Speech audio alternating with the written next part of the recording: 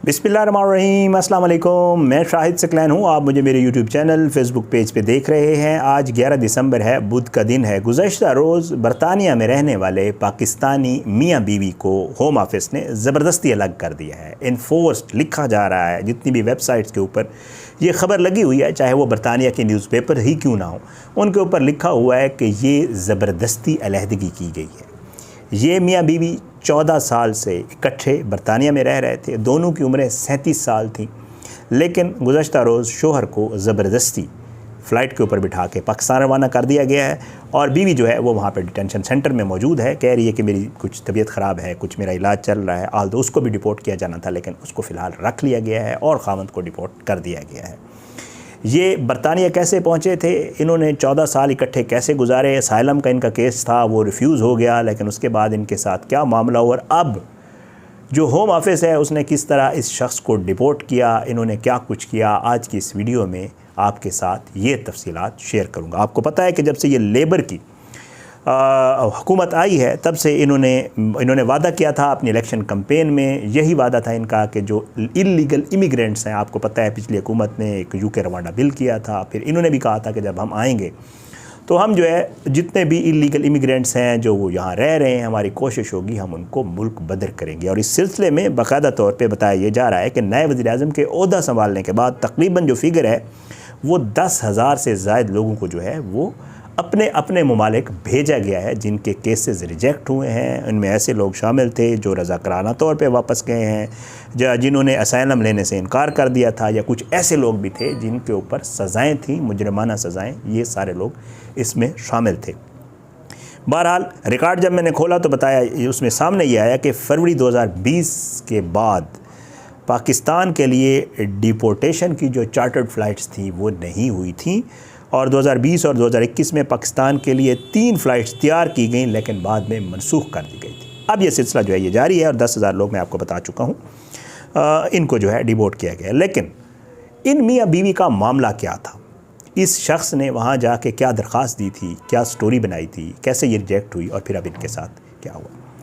बताया जा रहा है कि तकरीबन ये 37 साल शख्स है और ये लड़की भी 37 साल थी। बताया जा रहा है कि आपसे तकरीबन 14 साल कबल जो है ये बरतानिया पहुंचा और इसने बरतानवी हुकूमत को, आपको पता है असाइलम के लिए कोई ना कोई ग्राउंड बनाना पड़ता है, इसने एक दरख्वास्त दी कि जी मैं पाकिस्तानी सिटीज़न हूँ, मैं पाकिस्तान में था तो जो मेरी जो फैमिली वाले हैं उन्होंने मेरी एक खातून के साथ ज़बरदस्ती शादी करने की कोशिश की। मैं उससे शादी नहीं करना चाहता था और उसके बाद मैं यहाँ भाग कर आ गया। लेकिन उससे भी बड़ी मसला ये हुआ है कि जो मेरी मंगेतर थी, मेरी फियांसी जो थी वहाँ पे, उसने अपनी ज़िंदगी का ख़ात्मा कर लिया कि मैं उससे शादी नहीं करना चाहता हूँ। तो मेरी जान को दो तरफ़ा ख़तरा है, एक तो मेरे अपने घर वालों की तरफ से और दूसरा जो है वो जो लड़की के घर वाले हैं उनकी तरफ से भी मेरी जान को ख़तरा है। आपको पता है असाइलम के लिए ग्राउंड्स बनाई जाती हैं और फिर अगर मजबूत ग्राउंड हो तो मिल जाती है, पहले तो मिल जाती थी, अब तो ज़रा और भी मुश्किल हो गया।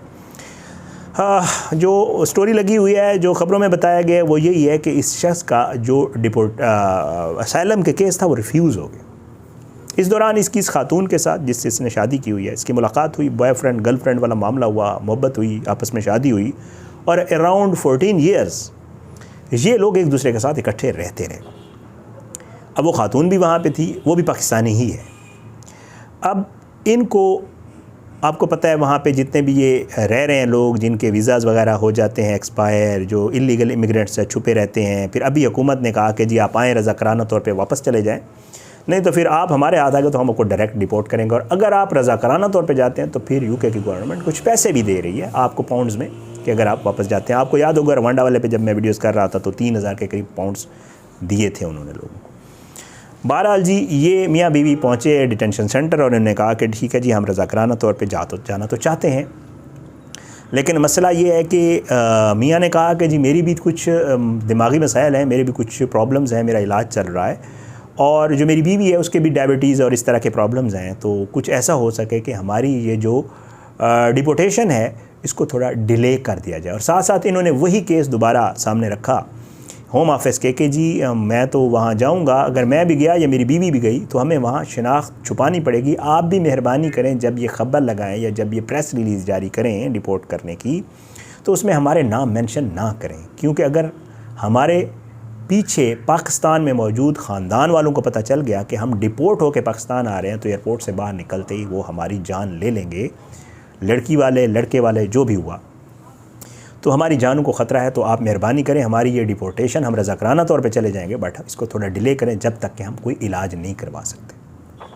होम ऑफिस ने टेस्ट वेस्ट किए इनके, आपको पता है, और बताया ये जाता है कि जी जब टेस्ट किए गए और ये लोग क्योंकि वहाँ पे जाके आपको पता है इनको रिपोर्ट करना होता है होम ऑफिस में, तो 14 नवंबर वाले दिन जो है इन दोनों को, इसमें से इसके जो हस्बैंड है ख़ातून का, उसको 14 नवंबर वाले दिन बाकायदा तौर पे गिरफ़्तार कर लिया गया, क्योंकि उसका केस जो है वो आपको पता है, मैं जैसे आपको पहले बता चुका हूँ, रिफ्यूज़ हो चुका था। और ये जो है बताया ये गया कि होम ऑफिस के एक मरकज़ में मामूल की रिपोर्टिंग सेशन के लिए ये वहाँ पे गया था, और इसको उसके बाद इमिग्रेशन रिमूवल सेंटर जो है उसमें बंद कर दिया गया, जहाँ होम ऑफिस के जो है मुख्तलिफ़ लोगों ने, और जो है इसमें मुख्तलिफ़ किस्म के बताया जा रहा है कि वहाँ पे कुछ मर्दों और औरतों के लिए कुछ विंग्स बनाए गए हैं जहाँ उनको रखा जाता है। जो यूके में रहने वाले दोस्त हैं वो मज़ीद इससे बेहतर रोशनी डाल सकते हैं।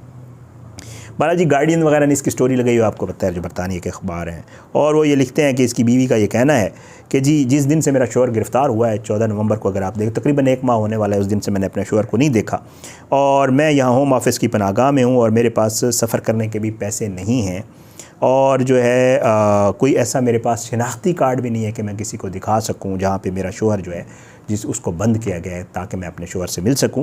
और वो कहती है कि अगर इसे मुल्क बदर कर दिया गया तो मुझे नहीं मालूम कि मैं उसे दोबारा कब देख सकूँगी, और अगर मैं अपने शोहर के साथ नहीं रह सकती तो मैं यहाँ सोच रही हूँ कि बरतानिया में मैं भी अपनी ज़िंदगी का ख़ात्मा कर दूँ।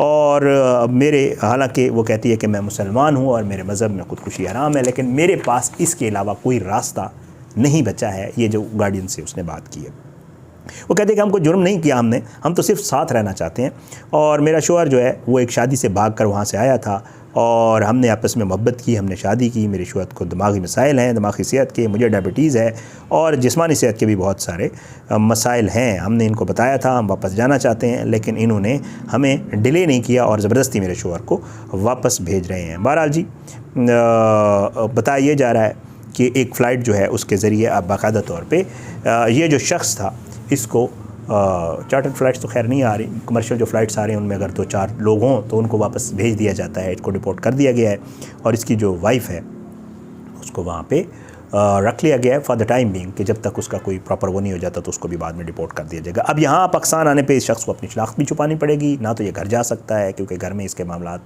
जो इसने वहाँ पे अपने पेपर्स जमा करवाए थे उसमें ये था कि बहुत ख़राब हैं, और इसकी जो फियांसी थी उसने अपनी जान ले ली थी। ये सारे मामलात जो आपको याद होगा, मेरा ख़्याल से ये जो डिपोर्टेशन वाला मामला है, ये जिस दिन से वो कश्ती वाला वाक़या हुआ था, फिर उसके बाद मुख्तलिफ़ ममालिक ने, फिर यूके ने, फिर यूएसए भी, अब तो बहुत सारे ममालिक ये सारा मामला कर रहे हैं, और वहाँ पे जितने भी इल्लीगल इमिग्रेंट्स हैं उनके ख़िलाफ़ घेरा बड़ा तंग हो रहा है। कोशिश ये की जा रही है कि जी अपने जो शहरी हैं, उनके जो अपने उनके नेशनलिटी होल्डर्स हैं, उनको प्रेफर किया जा रहा है कि यार यही यहाँ पे रहें, ये काम करें, इनको फैसिलिटेट करें। बाहर से लोग आ जाते हैं, वो आके यहाँ पे इमिग्रेशन अप्लाई करते हैं।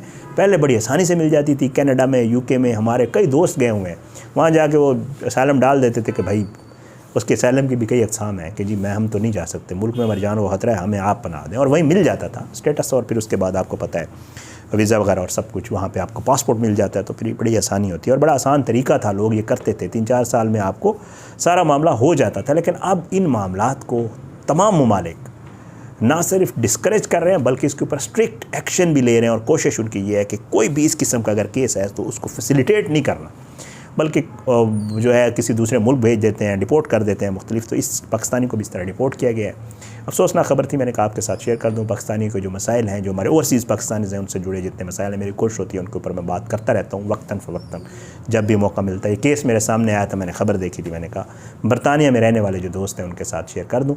अपनी दुआओं में याद रखिएगा, सबके लिए दुआ किया करें। अल्लाह हम सबको, अल्लाह हमारे ओवरसीज़ पाकिस्तानियों को अपनी ज़ुबान में रखे, अल्लाह अपना सब पे अपना रहम व करम करे, अल्लाह हमारे मुल्क पे अपना रहम व करम करे, अल्लाह इसका हामी नासिर हो, हमारे मुल्क और इसके ख़िलाफ़ साजिशें करने वालों को अल्लाह नेस्त व नाबूद करे, अल्लाह बर्बाद करे उनको जो हमारे मुल्क के ख़िलाफ़ साजिशें करते हैं, और अल्लाह जो है वो सब पे राज़ी हो।